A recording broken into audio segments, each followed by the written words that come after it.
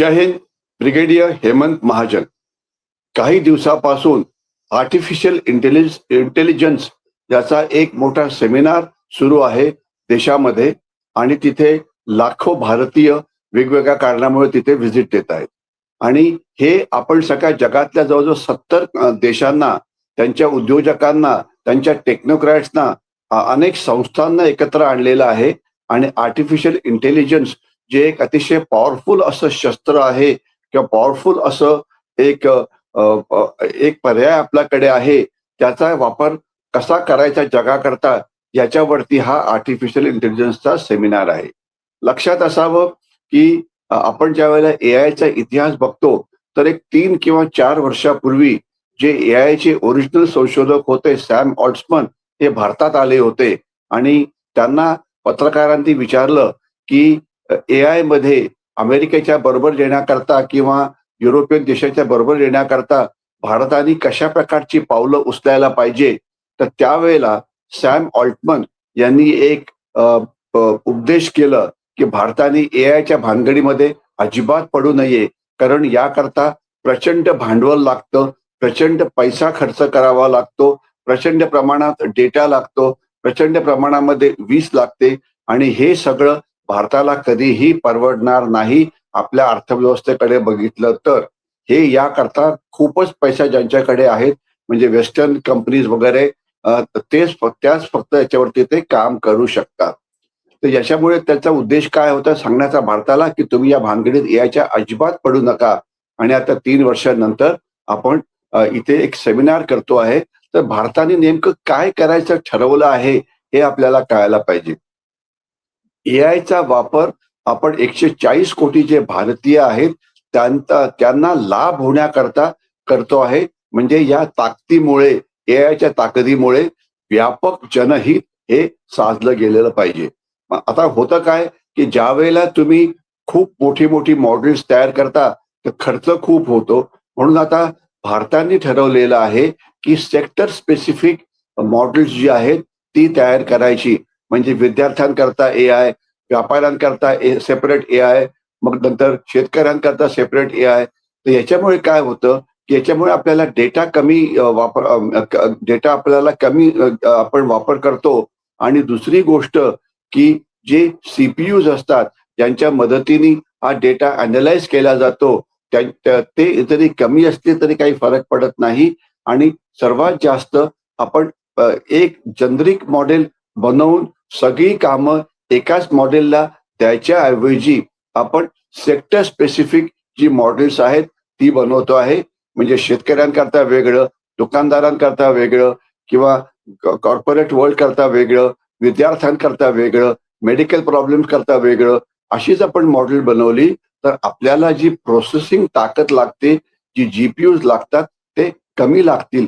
कारण आता काय झालं आहे की जे प्रगत देश असतात, खास तर अमेरिका वगैरे, हे टेक्नॉलॉजी कंट्रोल रिजिम नावाचा प्रकार करतात.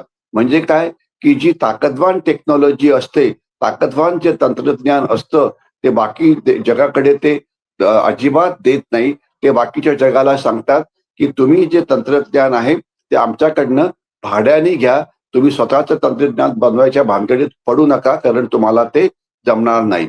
म्हणजे आपण कायमचे टेक्नॉलॉजिकल गुलाम बनतो ज्या प्रचंड देशांचे, या मोठ्या देशांचे किंवा प्रगत देशांचे. खास तर याच्यामध्ये अमेरिका आणि थोड्या प्रमाणात युरोप सामील आहे. चीन तर नक्कीच यामध्ये सामील आहे. तर आपण तंत्रज्ञानाचे गुलाम बनू नये म्हणून आपली जी एआयची जी पॉलिसी आहे ही एक वेगळ्या प्रकारची आहे. सर्व जनाचं हित साधलं पाहिजे आणि सर्व जनांना सुखी केलं पाहिजे. म्हणजे आपण केवळ भारतीयांवरती फोकस करणार आहोत आणि भारताची जे लोकल लँग्वेजेस आहेत त्याच्यावरती फोकस करणार आहोत. आणि त्याच्यामुळे जो नेमका आपल्याला वीज कमी लागेल, आपल्याला डेटा कमी वापरावा लागेल, आपल्याला जी आपली मॉडेल्स आहेत ती कमी ताकदीची बनली असली तरी चालेल. आणि एवढंच नव्हे तर एक जनरिक मॉडेलच्या ऐवजी आपण वेगवेगळ्या क्षेत्राकरता वेगवेगळी मॉडेल्स तयार करू शकतो, ज्याच्यामुळे जी प्रोसेसिंग ताकद असते आणि पर्यायाने जी वीज लागते ती नक्कीच कमी होईल. तर ही एक एआयची संकल्पना जी आहे ही आपण सुरू केलेली आहे. तर आज जवळजवळ 500हून जास्त स्टार्टअप या क्षेत्रांमध्ये आहेत. तर याच्याकरता आरोग्याकरता सेपरेट स्टार्टअप आहेत, कृषीकरता सेपरेट आहे, शिक्षणाकरता सेपरेट आहे, शहरी व्यवस्थापन म्हणजे सिटी जे मोठी-मोठी शहरं असतात, त्यांना कसं मॅनेज करायचं त्याच्यावरती आहे. तर आपण जे एआय मिशन जे तयार केलेलं आहे, तर त्याच्याकरता आपण 10,000 कोटीहून जास्त पैसे खर्च करणार आहे. अमेरिकेच्या तुलनेमध्ये हे बजेट कमी आहे, परंतु आपण आपलं मॉडेल हे सेक्टर स्पेसिफिक करायचं ठरवल्यामुळे आपण ज्या भांडवलावरती आपल्याला जे पाहिजे ते आपण तयार करू शकतो. आणि आपण भारतात बघितलं तर भारतात वेगवेगळ्या प्रकारच्या भाषा आहेत. असं म्हटलं जातं की 14 भाषा ज्या आहेत या जास्त म्हणजे मोठ्या भाषा आहेत. मराठी असो, मराठी, हिंदी, गुजराती वगैरे, वगैरे. आणि मग लहान म्हणजे ज्याला भाषांचे इतर डायलेक्ट्स म्हणतात, ते तर असंख्य आहेत. तर याच्यामध्ये आपण एक भाषणी नावाचं आपलं हे आहे पोर्टल आहे, ज्याच्या मदतीने मराठीमध्ये, हिंदीमध्ये आपण तिथे डेटा जनरेट करून त्याच्यावरती संशोधन करून सेक्टर स्पेसिफिक ज्या गोष्टी आहेत त्या तयार करतोय. आता कृषी क्षेत्रामध्ये काय पाहिजे तुम्हाला? हवामानाचा अंदाज पाहिजे, पीक नेमकं कुठलं वापरायचं ते पाहिजे, रोगाकरता रोग होऊ नये म्हणून कुठल्या प्रकारची औषधं ते पाहिजे. हे सगळं झालं. ही माहिती आपल्याला पाहिजे आणि ती माहिती आपण जर योग्य वेळी जर शेतकऱ्यांना पुरवली तर आपलं पिकाचं जे स्टँडर्ड आहे किंवा पिकाचं जे उत्पादन आहे ते वाढू शकतं. मग मेडिकल फील्डमध्ये काय पाहिजे? त्याला आपण टेलिमेडिसिन म्हणतो. याच्यामध्ये वेगवेगळ्या प्रकारचे रोग, त्यांना लागणारा डेटा, त्यांना कुठली औषधं द्यायची, पेशंटचं पहिले रेकॉर्ड काय होतं वगैरे. डिजिटल इंडियामध्ये काय पाहिजे? त्याच्यामध्ये आपलं आधार कार्ड आहे, UPI आहे, जनधन योजना आहे. तर आपण हे सगळं जे आहे शेवटी आपलं जे डिजिटल बॅकबोन आहे त्याला जोडणार आहे. तर त्याच्यामुळे आपल्याला कमी खर्चामध्ये, कमी प्रोसेसिंग पॉवरमध्ये एआय वापरता येईल आणि एआय सारखं जे एक अतिशय रिव्होल्युशनरी तंत्रज्ञान आहे त्याचा आपण वापर करू शकू.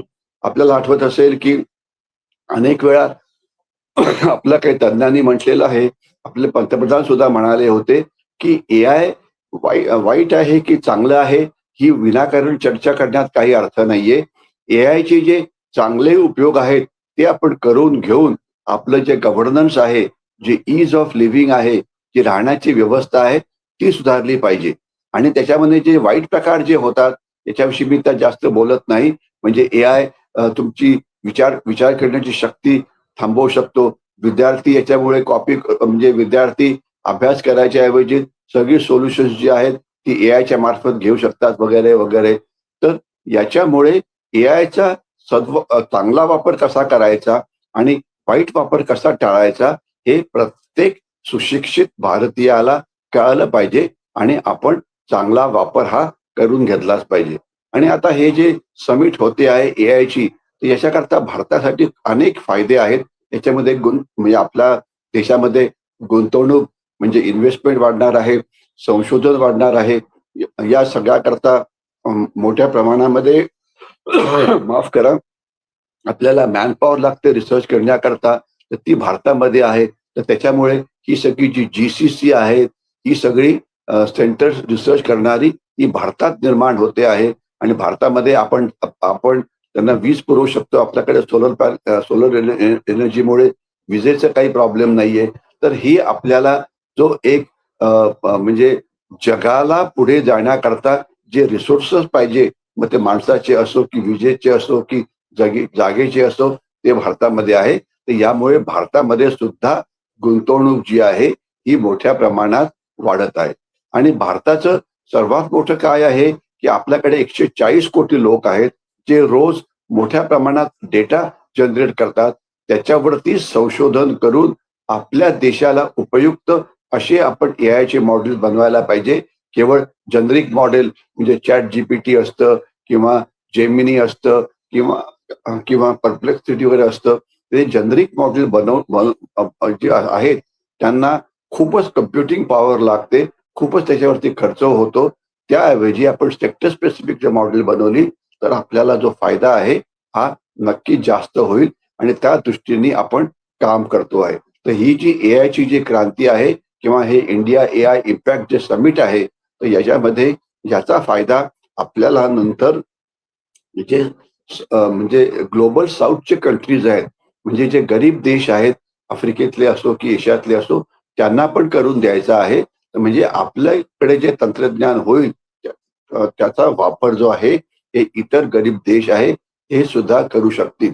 तर थोडक्यामध्ये एआयचा योग्य वापर करून आपण आपल्या देशाचं स्टँडर्ड गव्हर्नन्सचं कसं वाढवणार आहे, रिसर्च कसा करणार आहे, वेगवेगळ्या क्षेत्रामध्ये कशी प्रगती करणार आहे, हेच थोडक्यात या एआय समिटमुळे होत आहे. तर या सगळ्या एआयच्या सगळ्या चांगल्या ताकदीचा वापर करून आपण एक जगातली एआयची महासत्ता म्हणून येणाऱ्या काही काळामध्ये पुढे येऊ. याच्यामध्ये काही याच्यामध्ये काही डाऊटच नाहीये.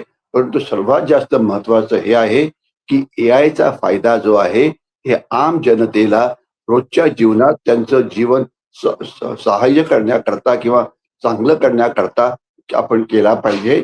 ज्याच्यामुळे त्याच्यामुळेच आपण असं म्हणू शकू, की आम्ही एआयची महासत्ता बनलो आहोत.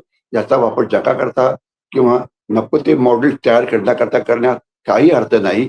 आपण इंडिया स्पेसिफिक एआयची मॉडेल बनवली पाहिजे, की जी आपण बनवणार आहे, ज्यामुळे देशाला मोठा फायदा होणार. मी इथेच थांबतो. जय हिंद.